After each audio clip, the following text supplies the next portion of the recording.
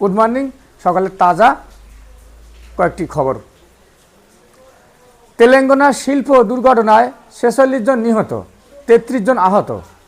30 June 2025-এ তেলেঙ্গানার সাঙ্গাবেরেড্ডি জেলার একটি রাসায়নিক কারখানায় ভয়াবহ বিস্ফোরণে 46 জন নিহত ও 33 জন আহত হয়। এটি 2025 সালের অন্যতম বৃহৎ শিল্পোন্নীত দুর্ঘটনা হিসেবে বিবেচিত হচ্ছে। নাম্বার 3, নাসা ও ইসরো যৌথ উপগ্রহ নিসার আজ উড্ডয়ন করবে। ভারত ও যুক্তরাষ্ট্র যৌথভাবে নির্মিত নিসার উপগ্রহ আজ 30 জুলাই 2025-এ গো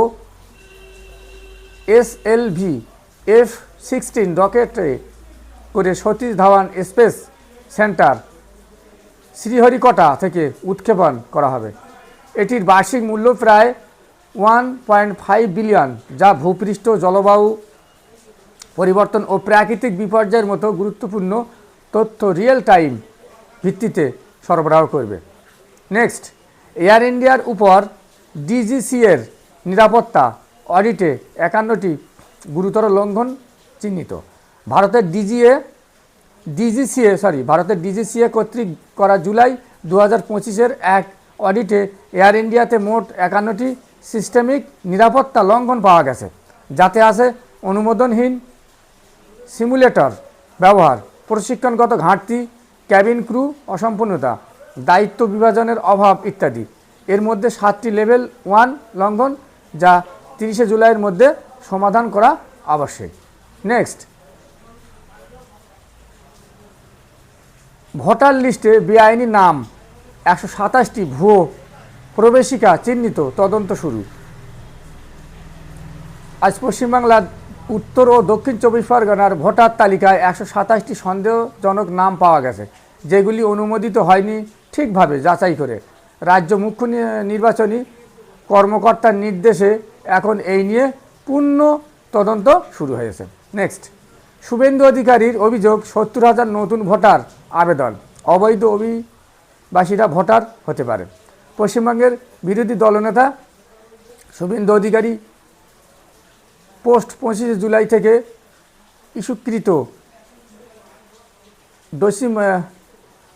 ডোমিসাইল সার্টিফিকেট বাদ দিয়ে নতুন আবেদন সমূহ যাচাই করার দাবি করেন। তিনি এই আবেদনগুলো অবৈধ অভিবাসীদের ভোটার রেজিস্ট্রেশনের অংশ হতে পারে বলে আশঙ্কা করেন। নেক্সট, ভাষা আন্দোলন শুরু, বাঙালি অভিবাসীদের ফেরানোর আহ্বান মাঠে।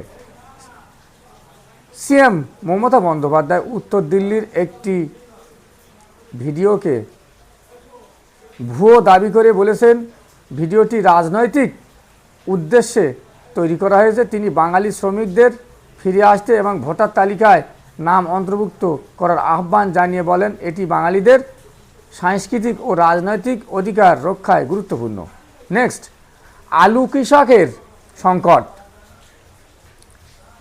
উৎপাদন খরচের নিচে সরকারি হস্তক্ষেপ দাবি।